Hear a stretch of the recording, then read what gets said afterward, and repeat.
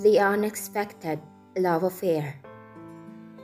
Labis ang pagtataka ni Susana, Amanda Adams, na hindi pa rin tumatawag ang boyfriend niyang si Gio.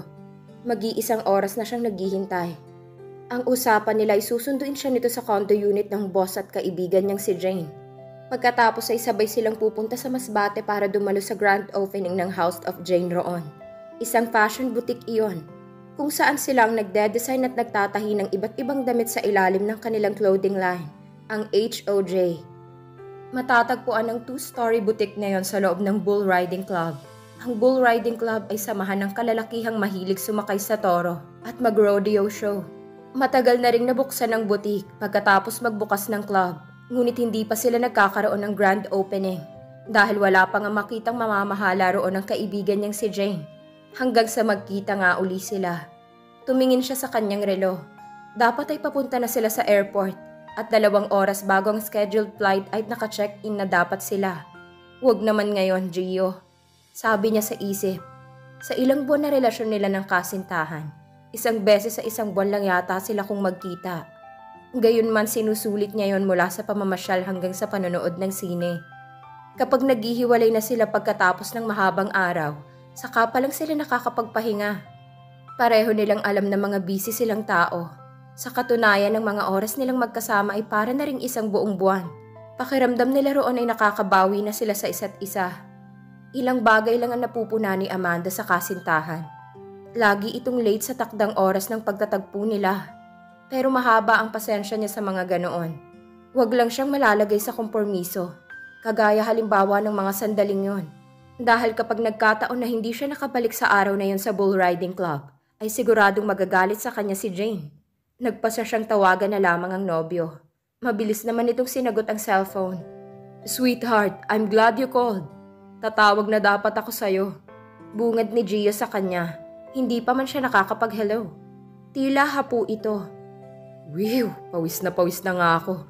At may sirang printing machine dito sa office. I don't think I can go with you anymore. Ano? Hindi makapaniwalang bulalas niya. Ipagpapalit mo ko sa sirang printing machine nyo? Bahagyang tumaas ang boses niya. Hinintay niya ito ng araw na yon sa halip na 2 days ago pa siya nakabalik sa Masbate. "Still there, sweetheart?" Untag nito sa kanya sa kabilang linya nang hindi siya sumagot sa kung anong sinabi nito. Teka. Pinutol na niya ang linya. Sobrang disappointed siya kay Gio. Ipinagpalit nito sa sirang printing machine ang pagsama sa kanya, samantalang noong 1 buwan pa nila plinano iyon. Nang mahimasmasan ay gusto niyang tawagan uli ang nobyo, pero nanaigang sama ng loob niya. Nagmamaktol na naghanda na siya sa pag-alis. Nakasakay na siya ng taxi patungo sa airport nang makatanggap siya ng text mula sa kasintahan. Na-curious siya kaya binasa niya yon ng tuluyan. "Puntahan mo ako dito sa opisina. Mag-usap tayo. Emergency. Something bad happened. Help me." Anong drama to? Nalukot ang mukha niya. Wala siyang panahon para patulan ng text ng nobyo. Kaya lang hindi niya maiwasang makaramdam ng pagkabahala. Naputol na lang nang hindi natatapos ang usapan nila nito kanina. Ngunit kung pupuntahan niya ito ay siguradong maaantala ang kanyang biyahe at baka hindi pa siya makaabot sa flight niya. Nakipag-argumento pa siya sa kanyang sarili bago nakabuo ng pa siya. "Manong, sa kabihasnan, Parañaque na lang muna tayo dumiretso." Nanaig ang pagmamahal niya sa nobyo, kesa sa trabaho niya o sa inis niya rito. Sisilipin lang niya ang totoong kalagayan ng kanyang nobyo at susubukan pa rin niyang makahabol sa flight.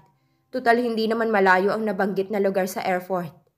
"Kung hindi lang kita mahal ay hindi ko talaga isasakripisyo ng basta-basta ang trabaho ng dahil sa'yo.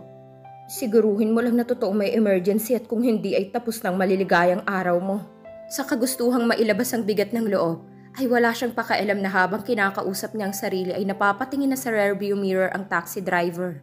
Habang daan ay inabisuhan na niyang friend/boss niya na si Jane tungkol sa pagpunta niya sa Masbate.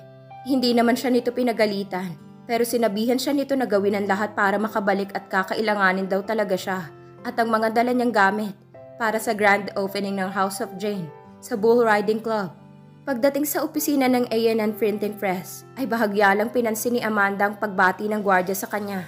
Doble ang pagmamadali niya at pinaghintay-hintay na lamang niya ang taxi driver sa labas kesa ibaba pa niyang sangkaterbang dala-dala niya. Hassle na naman kung mag-aabang pa siya ng panibagong taxi mamaya. Give it to me, baby! Napatigil siya nang marinig niyang tila nahihirapan na hindi maintindihang sigaw mula sa opisina ni Gio.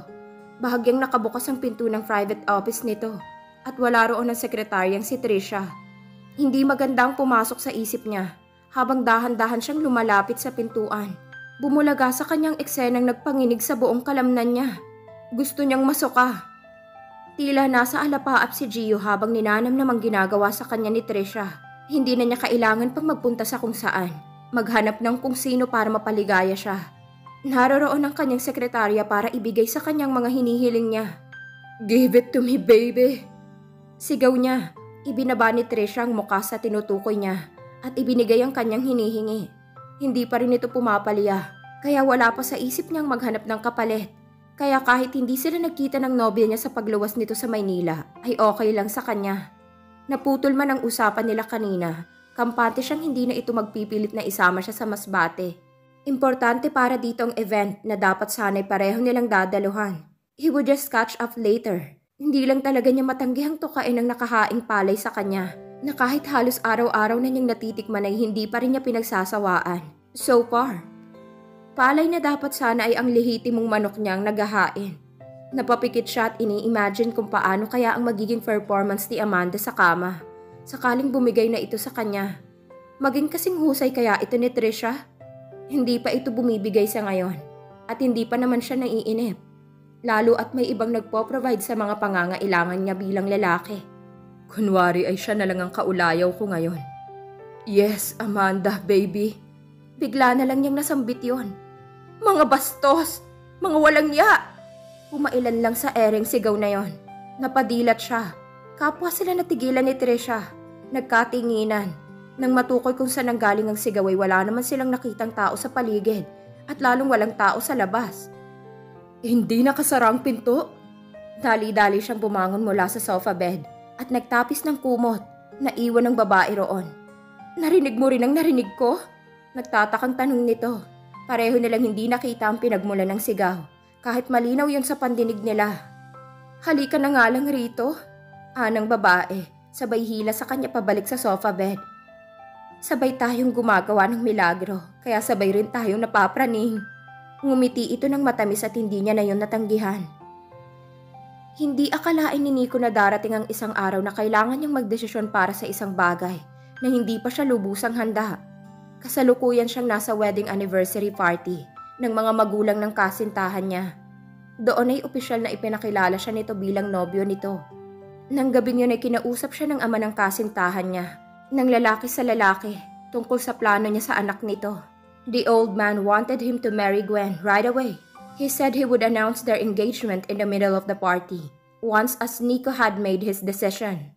Gwen had been his girlfriend for barely a month. At iyon pa lang ang unang pagkakataon na nakikilala niya ang mga magulang nito.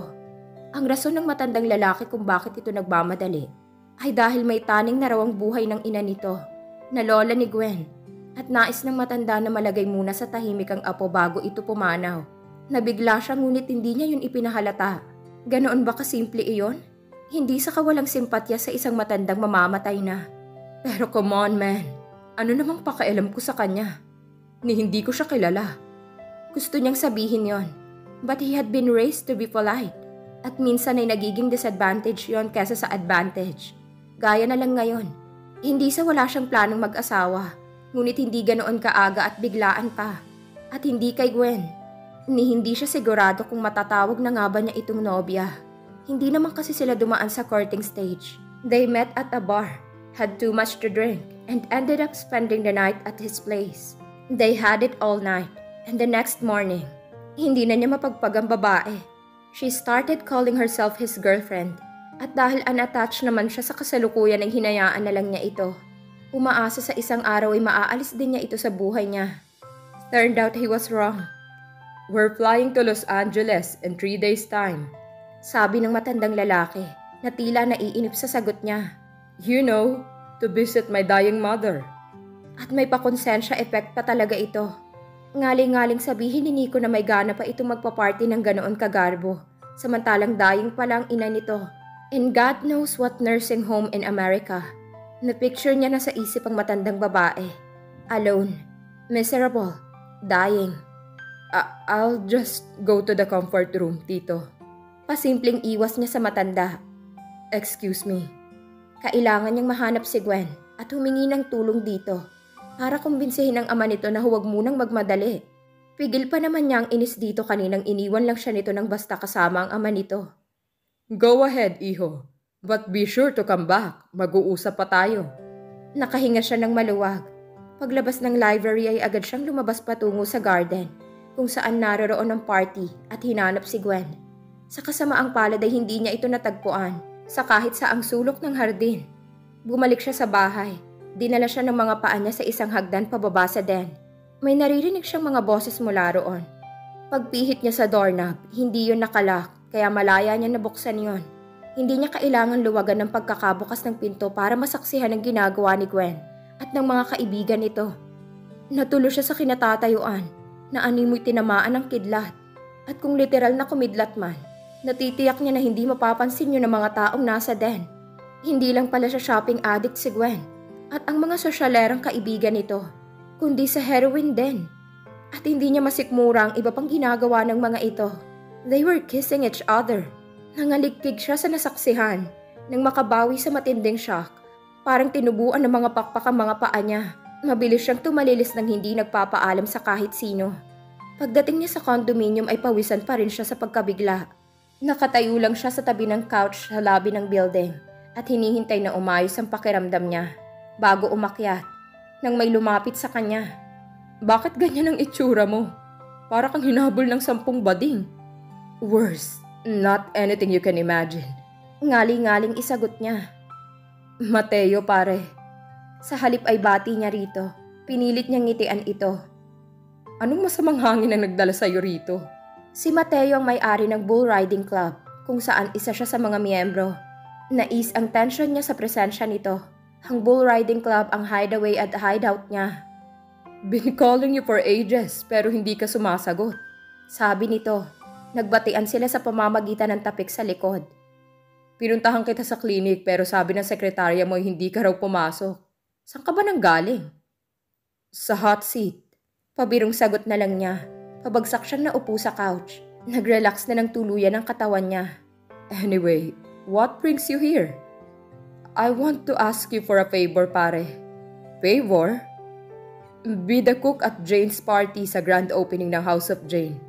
Sa bull riding club? Lalo siyang naging interesado. Sa kasalukuyan ay kailangan niyang tumakas at magpakalayo-layo muna. Kailan? Tomorrow. Bukas agad? Pero no buts. Naka-oo na ako.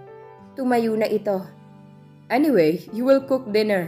2-part kasi ang event. Sa umagang ribbon cutting. Pero may party at mini fashion show daw in the evening. Ipinahanda ko ng chopper anytime you're ready to leave. Okay, I'll go. Tatawagan na lang kita kung kailan ako aalis. I just need to take care of something. Sabi niya. Ayoko munang makita si Gwen. Agad ding nagpaalam si Mateo pagkatapos nilang mag-usap. Hindi na ito tumuloy sa kanyang condo unit. Naghahanda na siya ng mga gamit na dadalhin nang may narinig siyang katok sa pinto. Shit! Napamura siya sa isip. Ang bilis naman yata siyang nasundan ni Gwen. Bumuga siya ng hangin. Buo na ang pasya niya. Hindi siya sasama pabalik sa party at wala siyang planong ipaalam dito ang kanyang pupuntahan.